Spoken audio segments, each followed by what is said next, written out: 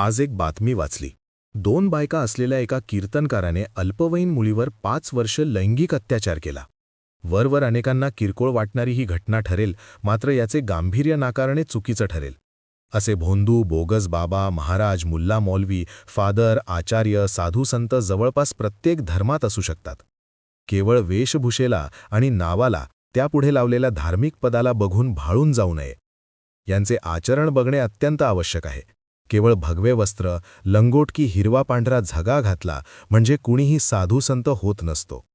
परीक्षा केल्याशिवाय आपली श्रद्धा अशी कोणाकडेही गहाण टाकू नये. सिगरेट, गांजा, चिलीम फुकणारे आचार्य साधू कसे होऊ शकतात हे अजब कोडे आहे.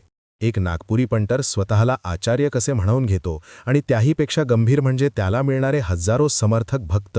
दुसरा एक रंगीबेरंगी वस्त्र घालून केवळ कोलांट्या उड्या मारतो, मस्त इंग्रजीमध्ये ज्ञान झोडतो आणि लाखो उच्चशिक्षित भक्त मिळवितो. करोडो रुपयांची माया गोळा करतो. असे अनेक बहुरूपी आपल्या अवतीभवती दिसतील.